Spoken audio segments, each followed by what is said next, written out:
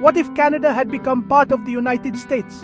Imagine a continent with no US-Canada border, one currency, and a single North American identity. It sounds like fiction, but history nearly took us there, more than once.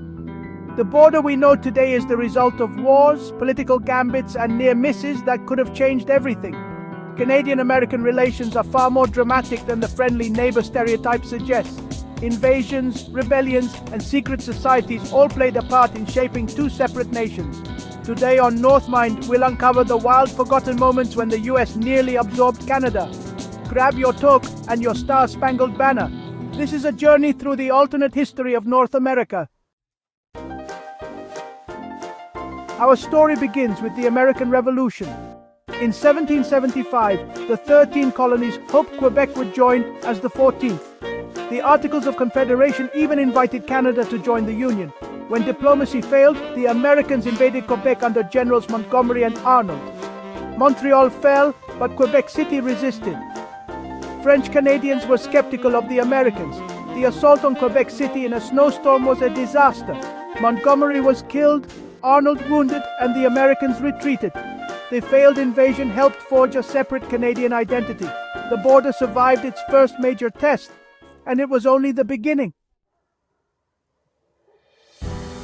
Fast forward to 1812. The young US saw Canada as the weak link in the British Empire. Thomas Jefferson called conquering Canada a mere matter of marching. Congress expected Canadians to welcome them, but locals, French Canadians, Loyalists, and Indigenous allies fought back fiercely. The easy conquest became a series of defeats. Detroit surrendered, Queenston Heights lost, and the invasion stalled. Americans burned York, the British burned Washington, D.C. The Treaty of Ghent restored borders, but the war forged a Canadian identity. American attempts to absorb Canada failed, and only strengthened Canadian resolve. The border held firm, and Canada learned it could stand on its own. The 19th century was the age of manifest destiny. America's belief it was destined to rule the continent. Maps expanded, borders shifted, and the US eyed Canada as unfinished business. 54-40 or fight became the rallying cry for taking British Columbia, but compromise prevailed. Military conquest gave way to political and economic pressure. Annexation was seen as Canada's natural future. Propaganda painted Canada as a ripe apple ready to fall into America's basket. But the constant threat from the South pushed Canadian colonies to unite in 1867, forming a stronger, more resilient nation. Ironically, manifest destiny helped create Canada by forcing unity for survival. The ideology meant to erase the border ended up cementing it. Canada's confederation was a direct response to American ambition. The border became a symbol of resistance, not inevitability. Destiny, it turned out, was not so manifest after all. Canada chose its own path. Enter the Fenian Raids, one of history's strangest invasions. Irish-American Civil War veterans formed a private army, launching attacks from US soil into Canada. Their goal? Hold Canada hostage to force Britain to free Ireland. In 1866, hundreds of Fenians crossed into Ontario, winning a brief victory at Ridgeway before retreating.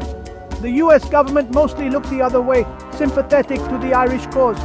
Panic swept Canada, but the raids fizzled as British and Canadian forces rallied. The Fenian threat highlighted Canada's vulnerability and the need for unity. The raids gave the final push for Confederation in 1867. Even failed invasions from the South made Canada stronger. The Fenian Raids are a reminder sometimes threats unite more than they divide. Canada's nationhood was forged in the fires of bizarre conflict. The border survived yet another test. Not all threats came from outside. In the 19th century, some Canadians wanted to join the US voluntarily. Economic hardship after the US cancelled the Reciprocity Treaty fueled the annexation movement. Pro-annexation leagues formed, arguing that joining the US was the path to prosperity. The 1849 Annexation Manifesto, signed by Montreal's elite, made the case for union. But opposition was fierce. Nationalists like John A. Macdonald promoted a vision of a united, independent Canada. French Canadians feared losing their culture and rights in an American union. The movement never gained traction in the US, which was busy with its own post-war challenges. The promise of a national railway and economic recovery kept Canada together. Annexationist dreams faded, leaving behind a stronger sense of Canadian identity. The real threat wasn't invasion, but internal division. Canada chose unity over absorption. The border remained not by accident, but by choice. The annexationist moment became a footnote in a nation's story. The 20th century brought a new kind of conflict, the Alaska boundary dispute. After the US bought Alaska, the border with Canada's Yukon was vague until gold was discovered. Canada wanted key ports, the US wanted the coastline. A tribunal was set up, but the British sided with the Americans, betraying Canadian hopes. Canadians were outraged, feeling abandoned by their imperial protector. The decision fueled a new Canadian nationalism, one that sought independence from both London and Washington. The Alaska dispute proved Canada couldn't rely on Britain to defend its interests. It was a turning point. Canada would have to stand up for itself. The border was drawn, but the scars lingered. The episode marked the end of imperial illusions. Canada's path to full sovereignty accelerated. In the 20th century, military threats faded, replaced by economic and cultural integration. American investment dominated Canadian industries, raising questions about economic sovereignty. Hollywood, radio, and brands like Coca-Cola swept across the border, sparking fears of soft annexation. Canada responded with policies to protect its culture, CanCon rules, the CBC, and the Canada Council for the Arts. The real struggle became maintaining identity in the face of overwhelming American influence. The debate over Canadianness became central to national life. The border was now defended by culture as much as by law.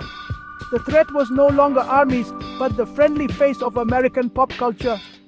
Canada walked a tightrope, embracing economic ties, resisting cultural absorption. The quiet integration was as profound as any invasion. The challenge to stay Canadian in America's shadow. The Cold War brought military integration, most notably NORAD. Canadian and American forces shared command, monitoring the skies for Soviet threats. Canada pooled its air sovereignty with the US, blurring lines of independence. American bases and radar stations dotted Canadian soil, vital for continental defense. Critics worried Canada was becoming a buffer zone, its foreign policy tied to US interests. The Cuban Missile Crisis exposed tensions within the alliance. The Cold War forced Canada to balance survival with sovereignty. The border became a line to defend together, not just a line to fight over. Military partnership deepened, but so did anxieties about independence. The alliance was necessary, but never simple. Canada's identity was tested in the shadow of superpower conflict. By the late 20th century, Canada asserted its independent identity. The patriation of the Constitution in 1982 severed the last colonial ties to Britain. The Charter of Rights and Freedoms defined Canadian values in law. Canadian culture flourished. Literature, music, and film gained global recognition. The old anxiety about being a US shadow faded, replaced by pride in a multicultural, bilingual nation. The US remains Canada's closest partner, but the relationship is now one of equals, if unequal in size.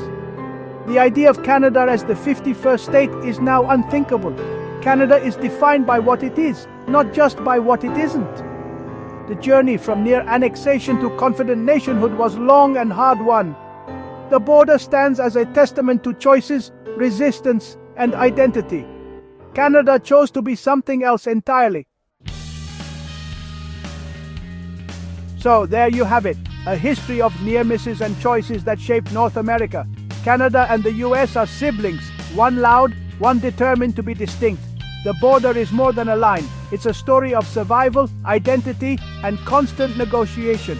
The struggle for independence continues, now fought in culture and economics. Nations are built, not given. The 49th parallel is a testament to that. Could Canada have been the 51st state? Let us know in the comments. Thanks for watching NorthMind. Subscribe for more almost true history.